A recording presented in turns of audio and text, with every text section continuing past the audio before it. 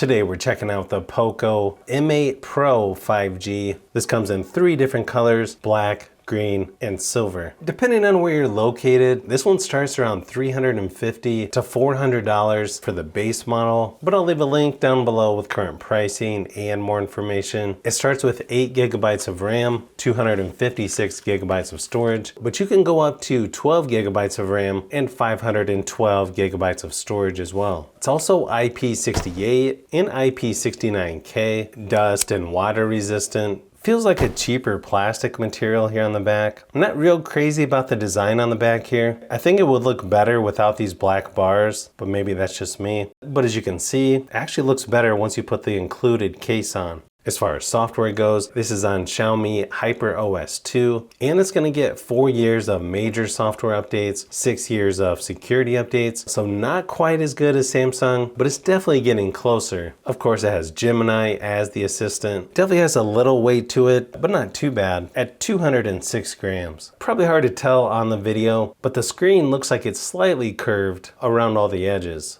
Got a 6.8-inch AMOLED display at 2772 by 1280 resolution, and this one's really bright at 3200 nits peak brightness. It's going to make it a lot easier to use this in direct sunlight. It also supports up to 120 Hz refresh rate, including 3840 Hz PWM dimming to reduce eye strain, and it's got Corning Gorilla Glass Victus 2. I know a lot of phones are going to a flat display, but it definitely feels more comfortable when you're scrolling or just swiping close to the edge. When it's got a little bit of a curve to it like this phone, I don't know, it just feels really nice when using the phone. Of course you have face unlock, fingerprint, pattern, pin, or password. Of course you have the option of classic or app drawer for the default launcher. You can do full screen gestures or buttons. For some reason they do like to add a lot of these games on here, which I'll probably just uninstall. There's also a few extras like Facebook, LinkedIn, Netflix, TikTok. Some of these I would probably use, but at least you have the option to uninstall. I guess it's not a huge surprise, but if you've used Xiaomi, Redmi, or Poco devices, they're all going to feel pretty much identical. They've got a lot of the same features, just little small differences here and there. And it definitely makes it a little easier to switch back and forth between devices. And then you've got the Google Discover newsfeed left of the home screen. Swipe down to get your notifications. Swipe down on the right hand side to get all of your shortcuts. It looks like there's quite a few that you can add or subtract on here. You'll also notice they do take some inspiration from the iPhone, which I'm okay with. I think it looks pretty good on here. You can also decide if you want it to be 120 Hz refresh rate all the time or just leave it on default so it switches automatically.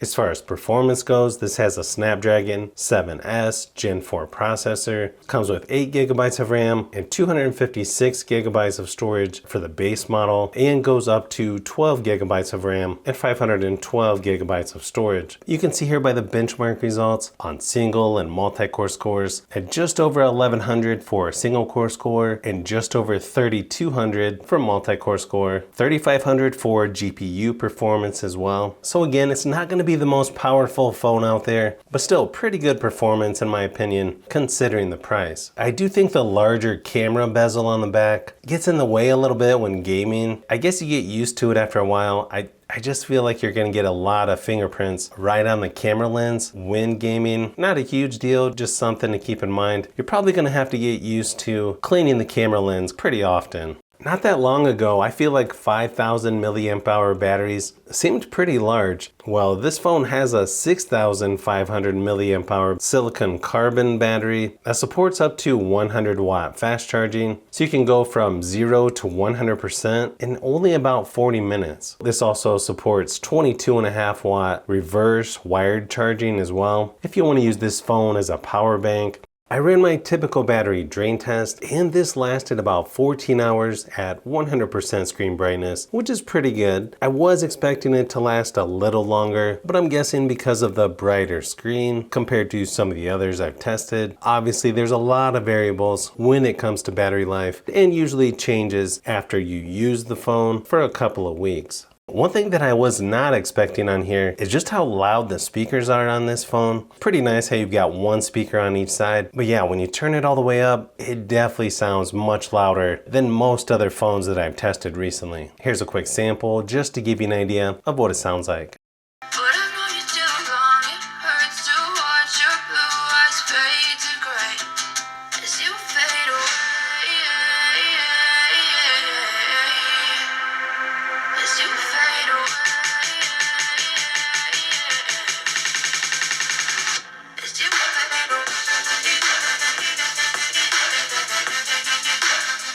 It actually looks like 4 cameras on the back, but there's only 2. Got a 50 megapixel main lens, 8 megapixel ultra wide. You have the flash there on the back as well. Also has a 32 megapixel front facing camera. Inside the camera app, you've got Ultra HD, video, photo, portrait, and Pro, where you can control just about everything. It shoots up to 4K resolution, 30 frames per second for video recording.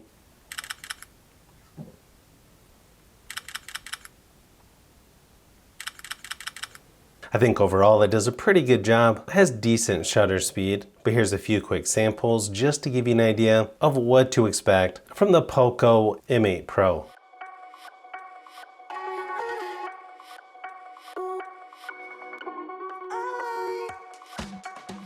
Not sure if you can tell from this video, but I think the video and photo quality is pretty good on here. Definitely seems to be a little better quality on the rear facing cameras, especially since you can go up to 4K for video on the back versus only 1080p on the front. I think most people are going to be satisfied with the quality on here as far as photos and video go. Overall, I think this phone is pretty nice. I do like the slight curve on the display. Definitely feels a little more comfortable and smoother when you're scrolling or swiping towards the edge. And I think most people that get this phone or that are thinking about trying it will enjoy using it. There's definitely a lot to like with the Poco M8 Pro. But if you like phones, tablets, and other tech, I've got a lot more stuff that I'm working on as usual. So you'll want to keep an eye out for those upcoming videos.